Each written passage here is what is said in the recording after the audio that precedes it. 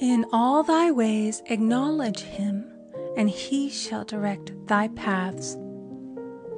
There is nothing too great of accomplishment for the man who knows the power of his word and who follows his intuitive leads. By the word he starts in action unseen forces and can rebuild his body or remold his affairs. It is therefore of the utmost importance to choose the right words, and the student carefully selects the affirmation he wishes to catapult into the invisible. He knows that God is his supply, and that there is a supply for every demand, and that his spoken word releases this supply. Ask, and ye shall receive. Man must make the first move. Draw nigh to God, and he will draw nigh to you. I have often been asked just how to make a demonstration. I reply, speak the word, and then do not do anything until you get a definite lead. Demand the lead, saying, Infinite Spirit, reveal to me the way. Let me know if there's anything for me to do. The answer will come through intuition or hunch, a chance remark from someone, or a passage in a book, etc., etc. The answers are sometimes quite startling in their exactness. For example, a woman desired a large sum of money. She spoke the words, Infinite Spirit, open the way for my immediate supply. Let all that is mine by divine right now reach me in great avalanches of abundance. Then she added, give me a definite lead. Let me know if there is anything for me to do. The thought came quickly. Give a certain friend, who had helped her spiritually, $100. She told her friend, who said, wait and get another lead before giving it. So she waited, and that day met a woman who said to her, I gave someone $1 today. It was just as much for me as it would be for you to give someone 100. This was indeed an unmistakable lead, so she knew she was right in giving the $100. It was a gift which proved a great investment, for shortly after that, a large sum of money came to her in a remarkable way. Giving opens the way for receiving. In order to create activity in finances, one should give. Tithing, or giving 1/10 of one's income, is an old Jewish custom and is sure to bring increase. Many of the richest men in the country have been tithers and have never known it to fail as an investment. The 10th part goes forth and returns blessed and multiplied, but the gift or tithe must be given with love and cheerfulness, for God loveth a cheerful giver. Bills should be paid cheerfully. All money should be sent forth fearlessly and with a blessing. This attitude of mind makes man master of money. It is his to obey, and his spoken word then opens vast reservoirs of wealth. Man himself limits his supply by his limited vision. Sometimes the student has a great realization of wealth, but is afraid to act. The vision and action must go hand in hand, as in the case of the man who bought the fur-lined overcoat. A woman came to me asking me to speak the word for a position. So I demanded, Infinite Spirit, open the way for this woman's right position. Never ask for just a position. Ask for the right position, the place already planned in divine mind, as it is the only one that will give satisfaction. I then gave thanks that she had already received, and that it would manifest quickly. Very soon she had 3 positions offered her, 2 in New York and 1 in Palm Beach, and she did not know which one to choose. I said, ask for a definite lead. The time was almost up and was still undecided when one day she telephoned. When I woke up this morning, I could smell Palm Beach. She had been there before and knew its balmy fragrance. I replied, well, if you can smell Palm Beach from here, it's certainly your lead. She accepted the position, and it proved a great success. Often one's lead comes at an unexpected time. One day, I was walking down the street when suddenly I felt a strong urge to go to a certain bakery a block or two away. The reasoning mind resisted, arguing, "There's nothing there that you want." However, I had learned not to reason, so I went to the bakery, looked at everything, and there was certainly nothing there that I wanted. But coming out, I encountered a woman I had thought of often and who was in great need of the help which I could give her. So often, one goes for one thing and finds another. Intuition is a spiritual faculty and does not explain, but simply points the way. A person often receives a lead during a treatment. The idea that comes may seem quite irrelevant, but some of God's leadings are mysterious. In the class one day, I was treating that each individual would receive a definite lead. A woman came to me afterwards and said, "While you were treating, I got the hunch to take my furniture out of storage and get an apartment." The woman had come to be treated for health. I told her I knew in getting a home of her own, her health would improve. And I added, "I believe your trouble, which is a congestion, has come from having things stored away. Congestion of things causes congestion in the body. You have violated the law of use, and your body is paying the penalty." So I gave thanks that divine order was established in her mind, body, and affairs. People little dream of how their affairs react on the body. There is a mental correspondence for every disease. A person might receive instantaneous healing through the realization of his body being a perfect idea in divine mind, and therefore whole and perfect, but if he continues his destructive thinking, hoarding, hating, fearing, condemning, the disease will return. Jesus Christ knew that all sickness came from sin, but admonished the leper after the healing to go and sin no more, lest a worse thing come upon him.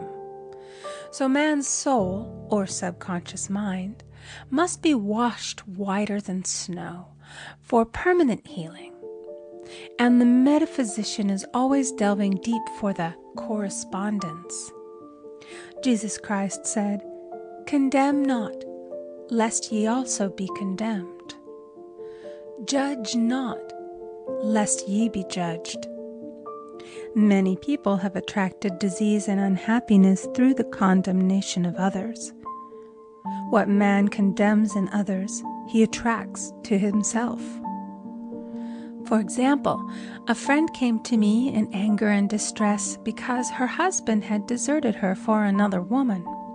She condemned the other woman and said continually, "She knew he was a married man.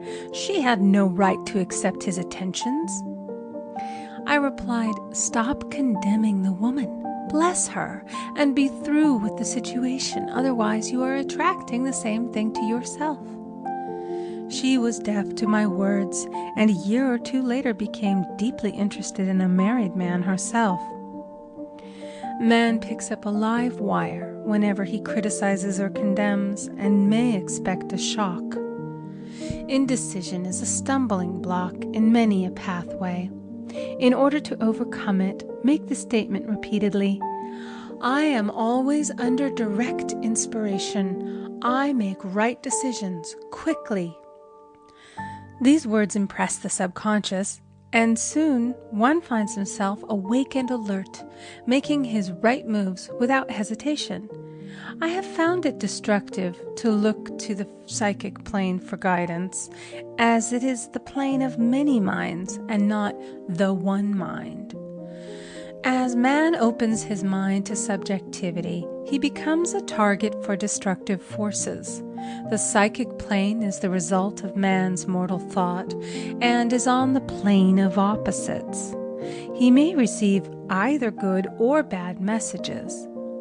The science of numbers and the reading of horoscopes keep man down the mental or mortal plane, for they deal only with the karmic path. I know of a man who should have been dead years ago according to his horoscope, but he is alive and a leader of one of the biggest movements in this country for the uplift of humanity. It takes a very strong mind to neutralize a prophecy of evil. The student should declare, "Every false prophecy shall come to naught. Every plan my Father in heaven has not planned shall be dissolved and dissipated. The divine idea now comes to pass." However, if any good message has ever been given one of coming happiness or wealth, harbor and expect it, and it will manifest sooner or later through the law of expectancy. Man's will should be used to back the universal will. I will that the will of God be done. It is God's will to give every man every righteous desire of his heart, and man's will should be used to hold the perfect vision without wavering. The prodigal son said, "I will arise and go to my father." It is indeed often an effort of the will to leave the husks and swine of mortal thinking. It is so much easier for the average person to have fear than faith. So faith is an effort of the will. As man becomes spiritually awakened, he recognizes that any external inharmony is the correspondence of mental inharmony. If he stumbles or falls, he may know he is stumbling or falling in consciousness. One day, a student was walking along the street, condemning someone in her thoughts. She was saying mentally, "That woman is the most disagreeable woman on earth," when suddenly 3 Boy Scouts rushed around the corner and almost knocked her over. She did not condemn the Boy Scouts, but immediately called on the law of forgiveness and saluted the divinity in the woman. Wisdom's ways are ways of pleasantness, and all her paths are peace. When one has made his demands upon the universal, he must be ready for surprises. Everything may seem to be going wrong, when in reality it is going right. For example, a woman was told that there was no loss in divine mind. Therefore, she could not lose anything which belonged to her. Anything lost would be returned, or she would receive its equivalent. Several years previously, she had lost $2,000. She had loaned the money to a relative during her lifetime, but the relative had died, leaving no mention of it in her will. The woman was resentful and angry, and as she had no written statement of the transaction, she never received the money, so she determined to deny the loss and collect the $2,000 from the Bank of the Universal. She had to begin by forgiving the woman, as resentment and unforgiveness closed the door of this wonderful bank. She made this statement, "I deny loss. There is no loss in divine mind. Therefore, I cannot lose the $2,000 which belong to me by divine right. As one door shuts, another opens." She was living in an apartment house which was for sale, and in the lease was a clause stating that if the house was sold, the tenants would be required to move out within 90 days. Suddenly, the landlord broke the leases and raised the rent. Again, injustice was on her pathway, but this time she was undisturbed. She blessed the landlord and said, "As the rent has been raised, it means that I'll be that much richer, for God is my supply." The new leases were made out for the advanced rent, but by some divine mistake, the 90-day clause had been forgotten. Soon after, the landlord had an opportunity to sell the house. On account of the mistake in the new leases, the tenants held possession for another year. The agent offered each tenant $200 if he would vacate. Several families moved. 3 remained, including the woman. A month or 2 passed, and the agent again appeared. This time he said to the woman, "Will you break your lease for the sum of $1,500?